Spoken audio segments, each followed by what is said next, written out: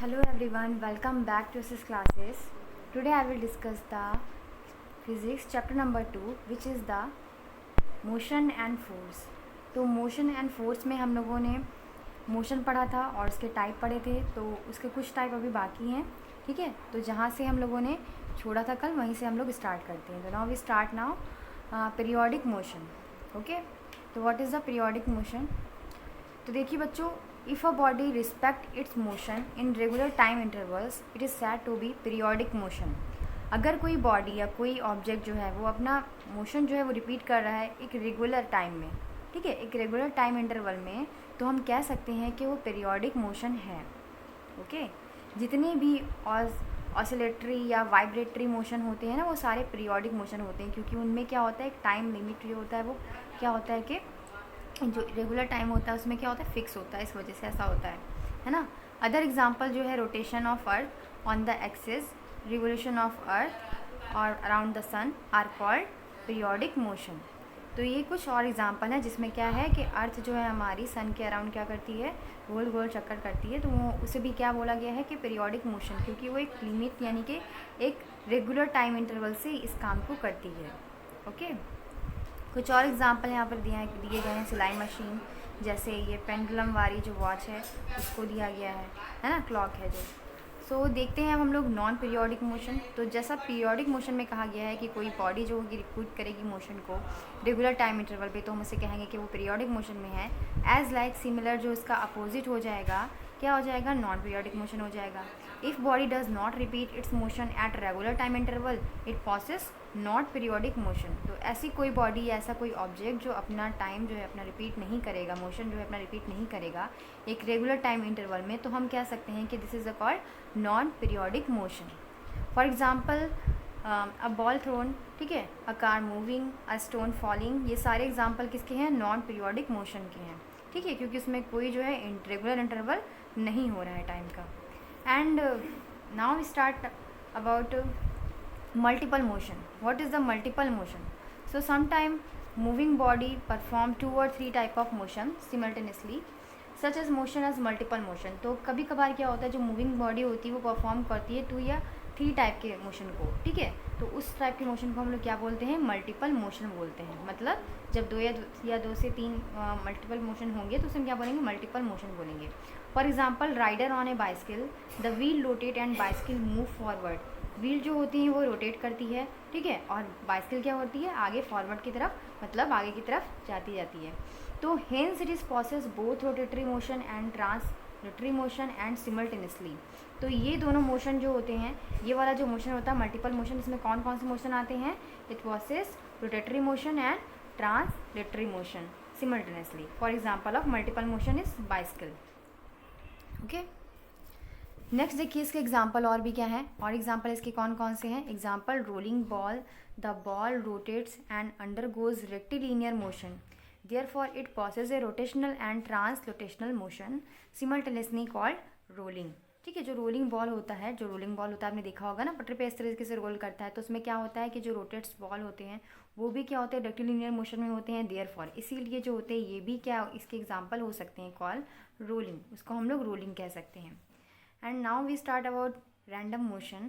So what is a random motion? If a body keeps changing its motion from type to another it is said to be possess random motion. अगर कोई body जो होती है वो अपनी change को, अपनी मोशन को क्या करता है, चेंज करता है, ठीक है, टाइप ऑफ अनदर, किसी दूसरी वजह से या किसी दूसरे टाइप से, तो उसे हम बोलेंगे कि वो रैंडम मोशन है. For example flying kite, a mosquito, etcetera. ये सारे एग्जाम्पल किसके हो जाएंगे, रैंडम मोशन में, जिसमें क्या होगा, डिसाइड नहीं होगा कि हाँ उसको इस मतलब साइड में जाना है. फ्लाइंग काइट, फ्लाइंग मॉस्कीटो, ये सारे एग्जाम्पल हो जाएंगे हमारे रैंडम मोशन के. नाउ देखिए आप लोग को दिया है in text question, classify the type of motion the following. तो आप लोग बताइएगा कि इसमें कौन से जो है मोशन फिल होंगे. तो stone falling from a height, अगर हम किसी स्टोन को बहुत हाइट से फेंकते हैं तो ये कौन सा मोशन होगा, क्या बता सकते हैं. अभी आप लोगों ने पढ़ा है नॉन पीरियोडिक मोशन, जिसमें कोई रेगुलर टाइम इंटरवल नहीं होगा. ठीक है, तो stone falling from a height क्या हो जाएगा हमारा, non periodic motion. Moving wheel of a cycle, moving wheel of a cycle किसका एग्जाम्पल बताया मैंने आपको, मल्टीपल मोशन का. Okay, plucked string of a guitar, plucked string of a guitar मैंने कल बताया था, ये भी किसका एग्जाम्पल हो सकता है, वाइब्रेटरी मोशन का। This is also called vibratory motion. Next है हमारा मोशन ऑफ स्विंग। ठीक है, मोशन ऑफ स्विंग जो होता है ये हम लोगों ने पढ़ा है क्या, ये जो स्विंग का मोशन है उसमें वो किस में आ सकता है, पीरियोडिक मोशन में आ सकता है। ओके, तो और the periodic motion are oscillatory if a give an example. क्या जितने भी पीरियोडिक मोशन होते हैं वो क्या ऑसिलेटरी होते हैं, हाँ होते हैं, इनका एग्जाम्पल देना है। ठीक है, if no give an example, ठीक है, तो इसमें यहाँ पे एग्जाम्पल देता है। तो are you oscillatory motion periodic, if no give an example. अगर ऑसिलेटरी मोशन पीरियोडिक नहीं होती है तो उनका एग्जाम्पल देना है, और अगर होते हैं तो भी उनका एग्जाम्पल देना है। ठीक है, now we start about simple pendulum. तो what is the simple pendulum. तो सिंपल पेंडुलम जो होता है वो कंसिस्ट होता है एक छोटी सी मेटल की बॉब से। ठीक है, बॉब लाइक स्ट्रक्चर होता है उसका, जो सस्पेंडेड होता है, बहुत ही ज़्यादा मतलब क्या होता है, सिकुड़ा हुआ होता है, और वो हार्ड होता है, रिजिड होता है, and support by external string. वो एक क्या होता है, स्ट्रिंग से बंधा हुआ होता है। तो ये बॉब जो होता है वो एग्जिक्यूटेड होता है मोशन में about the fix position that is called mean position. मतलब इसकी जो पोजीशन होती है वो क्या होती है, मीन पोजीशन पे वापस आ जाती है। To make a bob oscillate displacement slightly mean position or to one side let go. The two position of maximum displacement either side of is called extreme position. जो इसका maximum distance replacement होता है उसे हम लोग क्या बोलते हैं, extreme position बोलते हैं। यहाँ पर देखिए, यहाँ पर क्या है कि ये बॉब जो इससे बंधा हुआ है, पहले ये क्या है अपने इस कंडीशन में आता है और फिर से इसमें वापस जाता है। ये इसकी एक्सट्रीम पोजीशन है, ये भी इसकी एक्सट्रीम पोजीशन है, मतलब जो अपने मीन पोजीशन से आगे बढ़ जाएगा तो इसे क्या बोलेंगे, एक्सट्रीम पोजीशन। ये जो है स्ट्रिंग है एंड ये है क्या, रिजिड सपोर्ट है, जिससे वो क्या है कि बॉब जो लाइक स्ट्रक्चर जो है वो बंधा हुआ है। तो this is the motion of simple pendulum. Okay,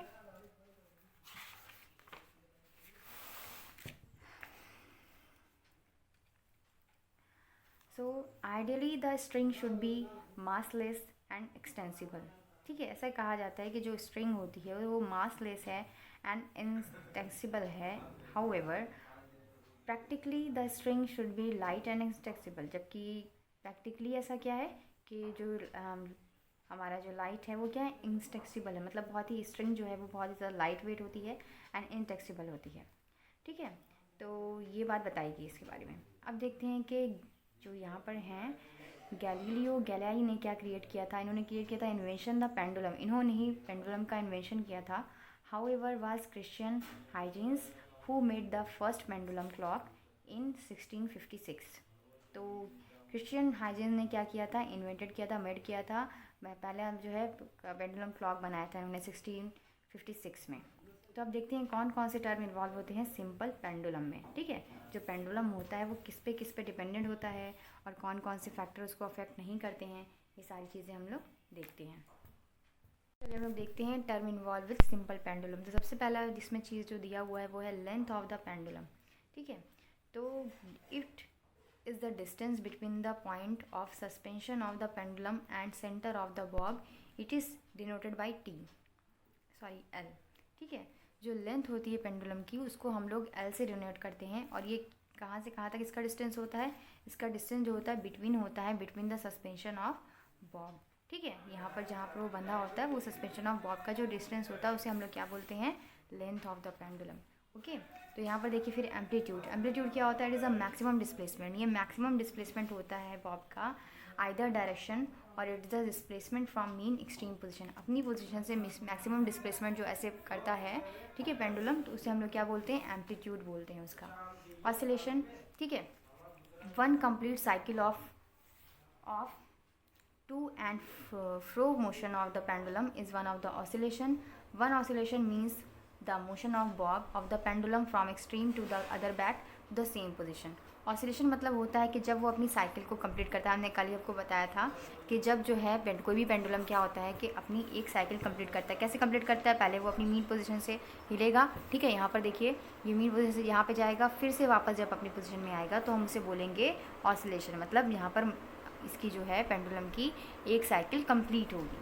ठीक है, अभी देखिए वन ऑसिलेशन यहाँ पे तो वन ऑसिलेशन दिया है, यहाँ पे वन ऑसिलेशन दिखाया है। क्या ऐसे पहले गया, मूवमेंट गया, फिर आया, फिर वापस आया। ओके, या तो इस तरीके से या तो इस तरीके से करेगा, अपने आपको मीन पोजीशन में बैक लाएगा। ठीक है, फ्रीक्वेंसी कितनी हो क्या होती है, व्हाट इज़ अ फ्रीक्वेंसी। तो देखिए when pendulum continuously keep swinging from one side to other. जब पेंडुलम जो होता है वो कंटिन्यूसली एक साइड से एक इस तरीके से इस साइड से इस साइड आता है, ठीक है, इस तरीके से तो आता है, तो उसकी हम लोग जो वन साइड होती है, एक साइड से दूसरी साइड आता है, तो कम्प्लीटली इसे ऑसिलेशन में जो है 1 सेकेंड लगता है, ठीक है। तो complete Manning oscillation in 1 second. तो ये अपनी ऑसिलेशन जो एक साइकिल होती है, मतलब कई साइकिल जो है वो 1 सेकेंड में कंप्लीट कर लेता है। तो नंबर ऑफ ऑसिलेशन होते हैं कंप्लीट इन 1 सेकेंड, जितने भी ऑसिलेशन यानी कि वो इधर से उधर जितनी बार भी जाएगा 1 सेकेंड में, उसे ही हम लोग बोलते हैं फ्रीक्वेंसी। किसे बोलेंगे? जितनी बार में पेंडुलम जो है, मतलब 1 सेकेंड में जितनी बार भी पेंडुलम जो है वो अपने मीन पोजीशन से बैक पे आएगा, उसे हम बोलते हैं उसकी फ्रीक्वेंसी, जिसे हम लोग डिनोट करते हैं एफ से या फिर एन से। It is SI unit. ये एसआई यूनिट होती है जिसका जो यूनिट होता है, क्या होता है, S-1 होता है या फिर हर्ट्स होता है। क्या होता है? हर्ट्स। 1 हर्ट्स जो होता है इज़ 1 ऑसिलेशन पर सेकेंड। अब हम देखते हैं time period. What is the time period? तो time taken by a swinging pendulum to the complete of oscillation is called time period. It is unit, it's second, it is denoted by t. जो time period होता है ना, वो swinging मतलब pendulum का जो swing होता है 1 कंप्लीट साइकिल जो होती है ऑसिलेशन की, वो कितने टाइम में क्या कर रहा है, वो अपना एक साइकिल कंप्लीट कर रहा है, that is called time period, ठीक है। और इसे हम लोग या तो सेकंड में नोट करते हैं या फिर नोट होते हैं टी से, ठीक है। इसका यूनिट जो है वो सेकंड में आता है। अब देखते हैं mean position. When the pendulum is the rest and not swinging, जब पोजिशन जो पेंडुलम है वो रेस्ट में हो, मतलब बिल्कुल भी हिल डुल ना रहा हो, स्विमिंग ना कर रहा हो, तो इट इज़ मीन पोजिशन। तो उसकी क्या होगी? मीन पोजिशन होगी, ठीक है। Relationship between time period and frequency. अब देखते हैं कि क्या रिलेशनशिप है between time period and frequency. ये सारे जो इक्वेशन है ना, और जिसका जो फॉर्मूला है वो आप लोग को न्यूमेरिकल लगाने में बहुत ज़्यादा हेल्पफुल होगा, इसलिए आप लोग बहुत ही ध्यान से पढ़िएगा इसे, ठीक है। तो रिलेशनशिप देखिए क्या होती है टाइम पीरियड में एंड फ्रीक्वेंसी में। If you can clap 10 time, अगर हम लोग क्लैप करें 10 टाइम या तुम क्लैप करो 10 टाइम इन 5 सेकेंड, ठीक है, 5 सेकेंड में हम लोग 10 टाइम क्लैप कर रहे हैं, तो टाइम टेकन क्लैप 1 इज़, तो हम लोग देखते हैं कि 1 क्लैप जो हमने कितने बार में किया है, तो हम लोग क्या करेंगे 5/10 करेंगे, है ना। यानी कि हम लोगों ने क्या कि जितनी बार हम लोग क्लैप किया 5 सेकंड में हमने क्लैप किया एंड कितनी बार किया 10 बार, तो 5 सेकंड को हम लोग ऊपर रखेंगे, इसको लिखेंगे तो नीचे आया हमारा कि 0.5 सेकंड। ये हम लोग क्या आया? टाइम पीरियड आया। Number of 1 clap should be 10.2, यहाँ पे इतना आया, ठीक है। तो hence the time period is reciprocal of the frequency. इसमें क्या पता चल रहा है कि जो टाइम पीरियड होता है वो रेसिप्रोकल यानी कि उल्टा होता है, जस्ट उल्टा होता है किसका? फ्रीक्वेंसी का। It is a simple pendulum. Simple pendulum में क्या होता है? टाइम पीरियड इक्वल टू 1 में फ्रीक्वेंसी का opposite, that is T equal to 1/f। तो हम टाइम पीरियड को टी से शो करते हैं, तो यहाँ पर कुछ चेंज नहीं हुआ है, वही फॉर्मूला है। देखिए टाइम पीरियड को टी से शो करते हैं, है ना, तो यहाँ पर टाइम पीरियड हटा के टी कर दिया गया है एंड फ्रीक्वेंसी को क्या कर दिया गया? फ्रीक्वेंसी को हम लोग एफ से नोट करते हैं, तो इसका फॉर्मूला क्या हो गया? T equal to 1/f। Okay, आप लोग इस फॉर्मूले को नोट कर लीजिएगा और आपको न्यूमेरिकल लगाने में आसानी होगी इसके आगे। अब नाउ हम देखते हैं कि what is a factor affecting the time period of A pendulum, ठीक है। तो look, the time period T of simple pendulum increases the length of pendulum L, ठीक है, इंक्रीजेस। जैसे जैसे टाइम पीरियड इंक्रीज़ करता है सिंपल पेंडुलम का, वैसे वैसे उसकी लेंथ भी पेंडुलम की क्या करेगी? इंक्रीज़ करेगी।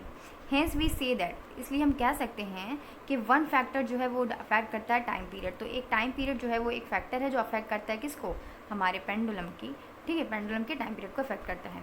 तो टाइम पीरियड अगर टी है तो डायरेक्टली प्रोपोर्शनल होगा square root of the length of pendulum, ठीक है। स्क्वायर रूट तो आप लोग पढ़े हो, टी प्रोपोर्शनल टू, ये वाला साइन जो आप लोग जहाँ भी देखोगे इसका मतलब होता है प्रोपोर्शनल, ठीक है। तो प्रोपोर्शनल होता है 1 रूट के ना, यहाँ पे क्या है? Square root of 1। तो टाइम पीरियड जो decreases and acceleration due to the gravity increases, जैसे जैसे टाइम पीरियड जो है वो डिक्रीज़ करेगा उसकी ग्रेविटी क्या होगी? बढ़ेगी, इंक्रीज़ करेगी। Hence acceleration due to gravity another factor which is time period dependent, ठीक है। तो एक्सेलरेशन भी क्या हो गया? एक अनदर फैक्टर हो गया जिस पर टाइम पीरियड जो है वो डिपेंडेंट है। ओके, नेक्स्ट देखिए, the time period of inversely proportional. Time period जो होता है वो इन्वर्सली प्रोपोर्शनल होता है square root of acceleration due to gravity. Inversely proportional मतलब उसका क्या हो जाएगा? रेसिप्रोकल हो जाएगा। टी इस प्रोपोर्शनल टू 1 में ग्रेविटी क्या हो जाएगा? यहाँ पे ग्रेविटी को हम लोग जी से शो करते हैं, ये तो पता ही है आपको, तो अंडर रूट में हो गया, यहाँ पे जी हो गया। Combining the above two expression, अब हमने जो यहाँ पे थे, ठीक है, जो यहाँ पे था उसको दोनों को कंबाइन कर देंगे तो क्या हो जाएगा? टी प्रोपोर्शनल टू यहाँ पे क्या हो जाएगा? एल अपॉन में root g. T equal to constant, T को हम लोग क्या ले लेते हैं, कांस्टेंट लें, यहाँ पे टी इक्वल टू हो जाएगा। अभी प्रोपोर्शनल का साइन हटेगा तो कोई ना कोई कांस्टेंट यहाँ पे लगेगा ही, तो हमने डायरेक्ट क्या लिख दिया, कांस्टेंट इनटू रूट में एल अपॉन में जी। तो the constant is found to be 2 pi. अगर कांस्टेंट वो जो है यहाँ पे कांस्टेंट की वैल्यू हम लोग मान लेते हैं 2 पाई हो, 2 पाई का मतलब होता है, पाई का मतलब बता देती हूँ, पाई का मतलब होता है 22 अपॉन में 7, ये पाई की वैल्यू होती है। इसकी और वैल्यू अगर हम लोग डेसिमल में निकालेंगे तो होती है 3.14, ठीक है, समथिंग ये वैल्यू होती है किसकी, पाई की। तो अगर हम लोग कांस्टेंट हटाएंगे तो उसकी जगह पे हम लोग क्या फिल कर देंगे, उसकी जगह पे हम लोग पाई फिल कर देंगे, ठीक है। This is a pi, the constant found to be 2 pi. तो क्योंकि यहाँ पे क्या हो जाएगा फिर, therefore T equal to 2 pi और रूट में एल अपॉन में जी, ये this is a formula of time period. तो यहाँ पे मेनली ये जो है कब के लिए निकला है, जब हमारा फैक्टर जो है अफेक्ट करेगा टाइम पीरियड को। नाउ भी देखेंगे हम लोग factor on which the time period does not dependent, वो फैक्टर जिस पे टाइम पीरियड जो है हमारा डिपेंड नहीं करता है। तो देखिए, the time period T of the simple pendulum is not dependent on the following factor. जो टाइम पीरियड टी है वो सिंपल पेंडुलम में कौन कौन से फैक्टर पर डिपेंड नहीं करता है। पहला है मास ऑफ बॉब, ठीक है। तो whether the mass is more less does not changes the time period of simple pendulum. अगर किसी बॉब का लाइक स्ट्रक्चर का अगर मास ज़्यादा है या कम है तो वो टाइम पीरियड को बिल्कुल भी अफेक्ट नहीं करेगा। फिर है मटेरियल ऑफ बॉब, ठीक है। वॉट एवर भी material of the Bob, what ever भी डेंसिटी, उसकी डेंसिटी क्या है, उसका क्या मटेरियल है, it does not affect the time period of pendulum, ये भी अफेक्ट नहीं करेगा टाइम पीरियड के पेंडुलम को। A pendulum with an iron bob, pendulum जो होते हैं वो क्या होती है, आयरन की बॉल होती है, ठीक है, लोहे की बॉल होती है, would be same time period of A pendulum with a wooden Bob. तो चाहे वो लकड़ी का बॉब हो चाहे वो लोहे का बॉब हो, ठीक है, तो उसमें कोई इफेक्ट नहीं पड़ेगा उसके टाइम पीरियड में, okay. Length of the pendulum is the same ही रहेगी। एम्पलीट्यूड क्या होता है, amplitude of oscillation does not affect, amplitude does not affect the time period of pendulum provided amplitude in small. अगर एम्पलीट्यूड हम लोग कम कर दें तो भी कोई इफेक्ट नहीं पड़ेगा किस पे, हमारे टाइम पीरियड पे। तो ये वो फैक्टर थे जो क्या करेंगे, वो जो डिपेंडेंट नहीं होंगे, ठीक है, टाइम पीरियड पे। तो ये 4 चीज़ें हम लोगों ने पढ़ी इसमें। अब हम लोग नेक्स्ट पढ़ेंगे, कल हम लोग पढ़ेंगे स्केलर एंड वेक्टर क्वांटिटीज़, ठीक है। तो आज के लिए इतना ही। आपको मेरी वीडियो थोड़ी सी भी हेल्पफुल लगी हो या अच्छी लगी हो तो इसे लाइक कीजिएगा और अपने फ्रेंड के साथ ज़रूर शेयर कीजिएगा। Thank you, keep watching.